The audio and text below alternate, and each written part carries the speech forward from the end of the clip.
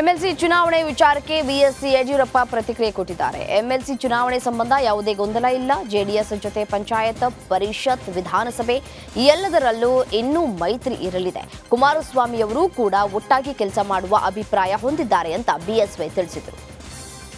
ಏನು ಗೊಂದಲ ಇಲ್ಲ, ಎಲ್ಲ ಡೆಲ್ಲಿನಲ್ಲಿ ಇವತ್ತು ನಡೆಯಲಿ ಫೈನಲ್. ಲೋಕಸಭೆ ಚುನಾವಣೆ ಮುಗಿದಿದೆ.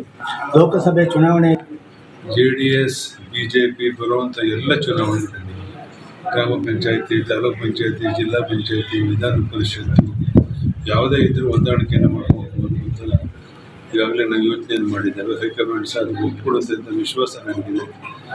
ಕುಮಾರಸ್ವಾಮಿ ಅವರು ಸಹ ಆ ದಿಕ್ಕಿನಲ್ಲಿ ಒಟ್ಟಾಗಿ ಕೆಲಸ ಮಾಡಲು ಅಭಿಪ್ರಾಯವನ್ನು ಇಟ್ಕೊಂಡಿದ್ದಾರೆ. ಪಿಎಸ್ಐ ಹಗರಣ ಬಿಜೆಪಿ ಕಾಲದಲ್ಲಿ ಆಗಿರುವುದು ಅಲ್ಲದೆ ಪೊಲೀಸ್ ನೇಮಕಾತಿ ಬಿಜೆಪಿ ಕಾಲದಲ್ಲಿ ಆಗಿಲ್ಲ.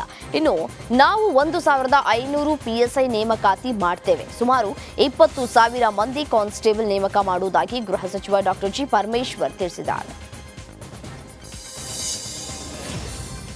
ರಾಜ್ಯದಲ್ಲಿ ಮತ್ತೆ ಡಿಸಿಎಂ ಚರ್ಚೆ ಮುನ್ನೆಲೆಗೆ ಬಂದಿದೆ. ಈ ವಿಚಾರಕ್ಕೆ ಸಚಿವ ಕೆಎನ್ ರಾಜಣ್ಣ ಪ್ರತಿಕ್ರಿಯೆ ಕೊಟ್ಟಿದ್ದಾರೆ.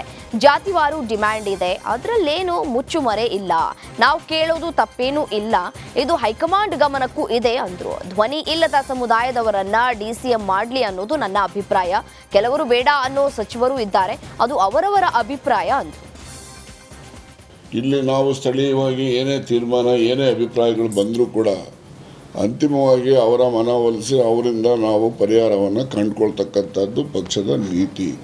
ಆ ರೀತಿ ನಾವು ಪ್ರಯತ್ನ ಮಾಡ್ತಾ ಇದ್ದೇವೆ. ನಾವು ಹೇಳಿದ್ದೇವೆ, ನೀವು ಯಾವೆಲ್ಲ ಸಮುದಾಯಗಳು ಇದ್ದಾವೆ, ಅಸಹಾಯಕ ಧ್ವನಿ ಇಲ್ಲದೆ ಇರ್ತಕ್ಕಂಥ ಸಮುದಾಯಗಳಿಗೆ ಒಂದು ರಾಜಕೀಯ ಅಧಿಕಾರವನ್ನು ಕೊಟ್ಟಾಗ ಅವರ ಆ ಸಮುದಾಯದ ಜನರ ಪ್ರೀತಿ ಪಕ್ಷದ ಮೇಲೆ ಬರುತ್ತೆ ಅಂತಕ್ಕಂಥ ದೃಷ್ಟಿಯಿಂದ ನಾವು ಸಲಹೆ ಮಾಡಿರ್ತಕ್ಕಂಥ. ಅದರಲ್ಲೇ ನನ್ನ ಡಿಸಿಎಂ ಮಾಡಿ ಅಂತೆ ನಾನು ಕೇಳೂ ಇಲ್ಲ, ನನಗೆ ಬೇಕು ಇಲ್ಲ ಅಂತ ಹೇಳಿದ್ದೀನಿ. ಆದ್ದರಿಂದ ನಾನು ಪಕ್ಷದ ಹಿತದೃಷ್ಟಿಯಿಂದ ಹೇಳಿರ್ತಕ್ಕಂಥ ಸಲಹೆ, ಈ ಸಲಹೆಯನ್ನು ಕೇಂದ್ರದ ಎಲ್ಲ ಮುಖಂಡರು ಗಮನದಲ್ಲೂ ಕೂಡ ಇದೆ. ಅಂತಿಮವಾಗಿ ಅವ್ರ ನಿರ್ಣಯವನ್ನು ಆದಷ್ಟು ಜಾಗ್ರತೆ ತೆಗೆದುಕೋಬೇಕು ಅಂತೇಳಿ ಮನವಿಯನ್ನು ಕೂಡ ಮಾಡಿದ್ದೇವೆ. ಅವ್ರ ನಿರ್ಣಯ ಏನು ಬರುತ್ತೆ ನೋಡೋಣ.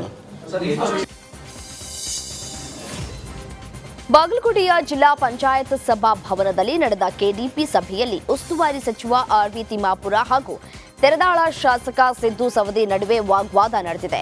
ಲೋಕೋಪಯೋಗಿ ಇಲಾಖೆ ರಸ್ತೆ ಕಾಮಗಾರಿ ಚರ್ಚೆ ವೇಳೆ ಮಾತಿನ ಚಟಾಪಟಿ ನಡೆಯಿತು. ನನ್ನ ಕ್ಷೇತ್ರದಲ್ಲಿ ಲೋಕೋಪಯೋಗಿ ಕಾಮಗಾರಿ ಸರಿಯಾಗಿ ನಡೀತಾ ಇಲ್ಲ, ಕಾಮಗಾರಿ ಆಗಿರೋದಕ್ಕೆ ಬಿಲ್ ಆಗ್ತಾ ಇಲ್ಲ ಅಂತ ಸಿದ್ದು ಸವದಿ ಜೋರು ಧ್ವನಿಯಲ್ಲಿ ಮಾತನಾಡಿದ್ರು. ಈ ವೇಳೆ ನೀವು ಈ ರೀತಿ ಮಾತನಾಡೋದು ಸರಿಯಲ್ಲ, ರಾಜಕಾರಣ ಮಾತಾಡೋದು ಇದರ ಬೇರೆ ಮಾತನಾಡೋಣ ಅಂತ ಹೇಳಿ ತಿಮ್ಮಾಪುರ ಗರಂ ಆಗಿದ್ದಾರೆ. ನೀಟ್ ಪರೀಕ್ಷೆಯಲ್ಲಿನ ಅಕ್ರಮ ಖಂಡಿಸಿ ಹೊಸಪೇಟೆಯಲ್ಲಿ all India democratic students organisation ಹಾಗೂ all India democratic youth organisation ಪ್ರತಿಭಟನೆ ನಡೆಸಿದ್ವು. ತಹಶೀಲ್ದಾರ್ ಕಚೇರಿ ಎದುರು ಪ್ರತಿಭಟನಾಕಾರರು ಹೋರಾಟ ನಡೆಸಿ ಅವ್ಯವಹಾರಕ್ಕೆ ಕಾರಣರಾದವರನ್ನ ಬಂಧಿಸಬೇಕು ಅಂತ ಆಕ್ರೋಶವನ್ನ ವ್ಯಕ್ತಪಡಿಸಿದ್ರು. 9 ಲಕ್ಷ ವಿದ್ಯಾರ್ಥಿಗಳ ಭವಿಷ್ಯ ಅತಂತ್ರವಾಗಿದೆ. ಯುಜಿಸಿ ಎನ್ಇಟಿ ಅಕ್ರಮ ಬಗ್ಗೆ ಸಮಗ್ರ